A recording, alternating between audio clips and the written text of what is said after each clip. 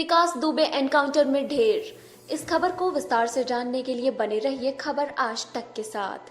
आखिर फिल्मी अंदाज में 8 पुलिस कर्मियों के हत्यारे विकास दुबे को भी एनकाउंटर में मार दिया गया।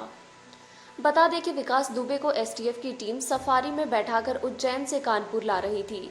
जैसे ही विकास दुबे का काफिला कानपुर सिटी में एंटर हुआ, विकास दुबे का एनकाउंटर कर दिया गया। बताया जा रहा है कि विकास दुबे जिस गाड़ी में बैठा था, उस सफारी गाड़ी का एक्सीडेंट हो गया। उसके बाद विकास दुबे भागने की कोशिश करने लगा। इसी दौरान उसका एनकाउंटर कर दिया गया। बताया जा रहा है कि विकास दुबे हथियार लेकर भागने की कोशिश कर रहा था। पुलिस अधिकारी के मुताबिक गाड़ी का एक्सीडेंट हुआ, गाड़ी पलट गई तो उसका फायदा उठाकर विकास दुबे पुलिस वालों की पिस्तौल छीनकर भागने की कोशिश कर रहा था। इसके बाद आत्मरक्षा की कोशिश में पुलिस वालों ने जवाबी कार्रवाई की, जिसके बाद पुलिस वालों ने उसका एनकाउंटर कर दिया। एसटीएफ के अधिकारी ने बताया कि डॉक्टर्स ने विकास दुबे को मृत घोषित कर दिया है। हालांकि यहाँ यह सवाल उठ खड़ा होता है कि वहाँ आखिर क्या हुआ था, खासकर तब जबकि उज्जैन में विकास दुबे जोर जोर से शोर मचाकर कह रहा था कि मैं विकास दुबे हूँ कानपुर वाला। जो इंसान खुद जानबूझकर सरेंडर कर रहा हो, वह बाद में भागने की कोशिश क्यों करेगा।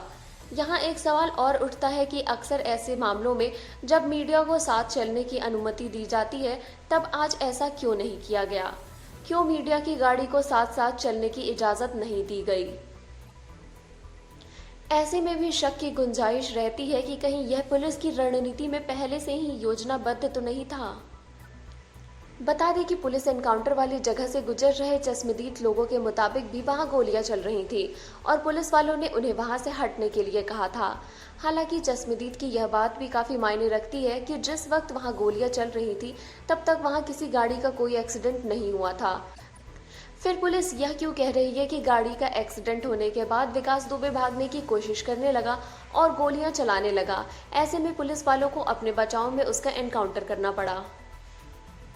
बता दें कि बेशक 8 पुलिसकर्मियों के हत्यारे विकास दुबे और उसकी पूरी गैंग के लिए एनकाउंटर में मारा जाना दूसरों के लिए बेशक संवेदनशील न लग रहा हो, लेकिन विकास दुबे की मौत की खबर ने उसके पूरे परिवार वालों को बुरी तरह से तोड़कर रख दिया है। खासकर उसकी मां की हालत बेहद नाजुक बनी हुई है। वह किसी से बात करने की हालत में भी नहीं है। जो मां कुछ घंटे पहले तक बेटे को सजा दिलाने की बात पर हामी भर रही थी, वही मां उसकी मौत की खबर से बुरी तरह से टूट गई हैं। वह होश में नहीं है और कुछ भी उलूल जुलूल बोल रही हैं। बहरहाल विकास दुबे का इस तरह एनकाउंटर में मारा जाना और पुलिस ने जो कहानी बताई है, वह आसानी से गले नहीं उतर रही।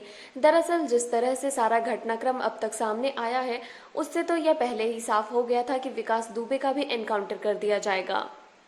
फिर यहाँ उसके पकड़े जाने से कई सफेद कुर्ते वाले नेताओं के सर पर तनाव की तलवार लटक रही थी। उसके बयान कई नेताओं, आईएएस, आईपीएस जैसे आला अधिकारियों की भी पोल खोल सकते थे। ऐसे में उसका जिंदा पकड़ा जाना पुलिस के लिए मुश्किलें खड़ी करने वाला ही होने वाला था। बताने की जरूरत नहीं कि विकास दुबे राजनीति में था और समाजवादी पार्टी से जुड़ा हुआ था।